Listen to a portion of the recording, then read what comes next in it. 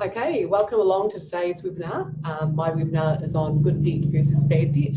My name is Lara Winchester and I'm not a financial advisor, and the following presentation is just my view on good debt versus bad debt.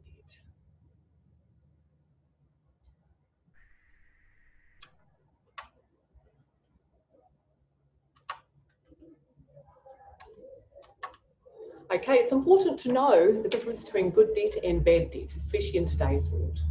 Robert Kiyosaki, the author of the book Rich Dad, Poor Dad, says, if you wanted to be financially free, you have to know there is good debt and bad debt. Simply put, good debt makes you rich and bad debt makes you poor. So what's the difference between good debt and bad debt? All debt is just money that has been borrowed, but you have to pay it back with interest. Whether it's good debt or bad debt depends on the choices that you make on how you use that money. In the eyes of credit and financial institutions, there is a difference between good debt and bad debt. Let me explain more. So, good debt. Good debt is borrowing money to purchase something that makes you money. This is called an asset. It puts money in your pocket. It is typically described as debt that has the potential to do something good for you, either now or in the future. This type of debt usually falls at the lower end of the interest rate spectrum. So, bad debt is borrowing money to purchase something that doesn't make you money. This is called a liability. It takes money out of your pocket. It is accompanied by higher interest rates, and the items it finances tend to lose their value fairly quickly. Here are some examples of good debt and bad debt.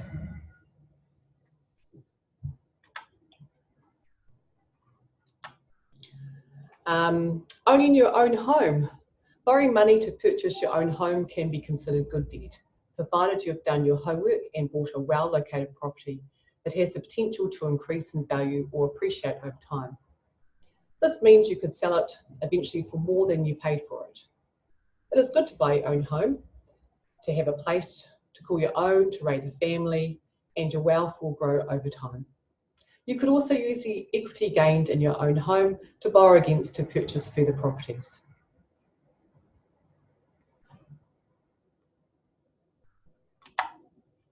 Another example of good debt is buying a business, borrowing money to start your own business or buy an existing business or maybe even a franchise, potentially increasing your income and wealth if your business becomes successful and revenue generating.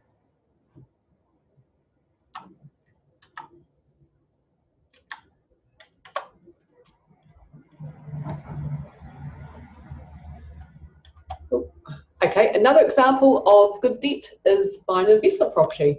So borrowing money to purchase a rental property is considered good debt, provided you've done your homework and all your numbers stack up.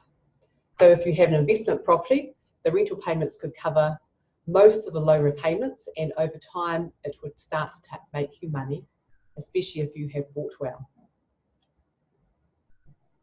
And when it comes to property, it's all about location, location, location. A well-located property will increase in value over time and therefore increase your wealth. Ultimately, it will give you the freedom to do something you love, help your family, give you independence, donate to charity, travel, and buy more property. Okay, so let's go on to bad debt now. Remember what bad debt was? Bad debt is borrowing money to purchase something that doesn't make you money. We call this a liability, and it takes money out of your pocket. One example of bad debt is credit card debt. A credit card is often bad debt because people use it to buy depreciating items like flash phones, big screen TVs, cars, and holidays. A credit card can be a useful tool if it's used correctly. So, for example, paying off the balance at the end of each month so the interest doesn't accrue. However, credit card debt can get out of hand really quickly if it's not properly monitored. Even those of us who consider ourselves relatively frugal tend to slip up from time to time if we're not careful. which is why I would definitely recommend a budget to stay on track. Interest on credit cards can range anywhere from 40% to 26% or more.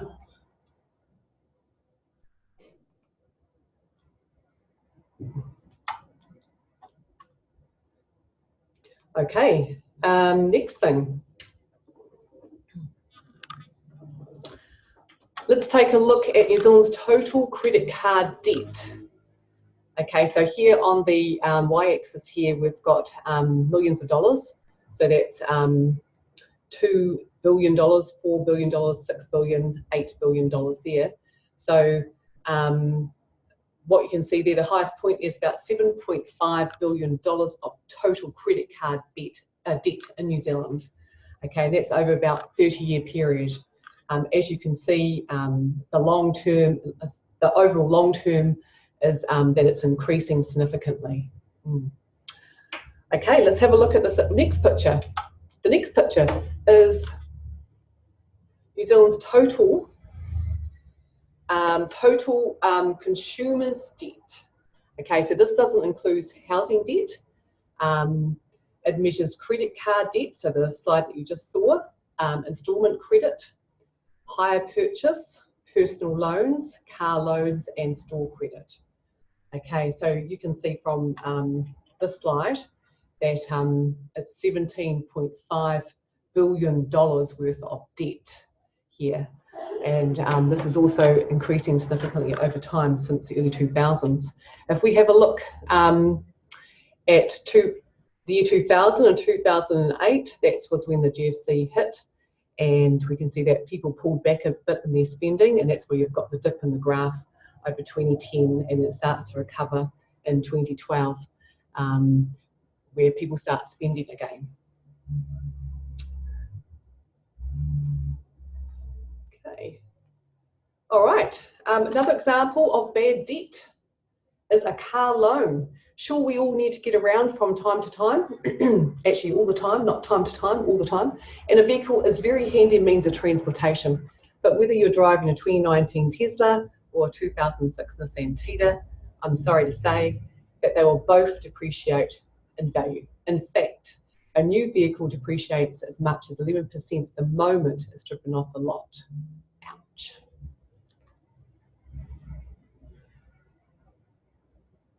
Okay, other examples of bad debt.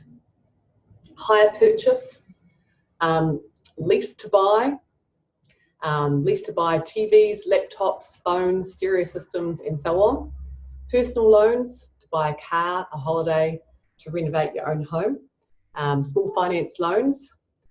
Now, with all these above examples, if you default on your loan payment, you'll not only pay administration fees, but you'll pay loan default fees and also default interest rate. So this could be 5 to 10% or more on top of the interest rate that normally applies to your loan. And because you defaulted on your loan repayments, this will give you a bad credit rating. So applying for a future loan will not be in your favour.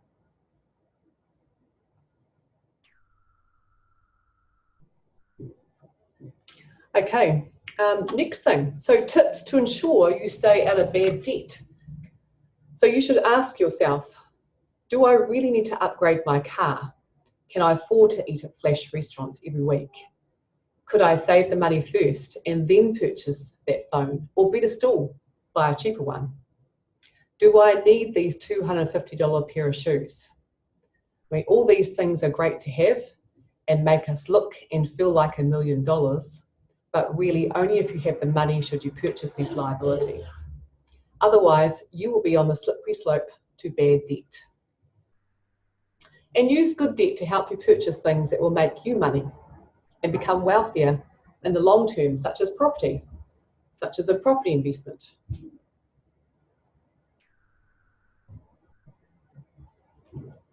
Okay, so in conclusion, Robert Kiyosaki says, next time you go to purchase something of significant value, stop and ask yourself, will this loan put money in my pocket, or will it take money out of my pocket every single month?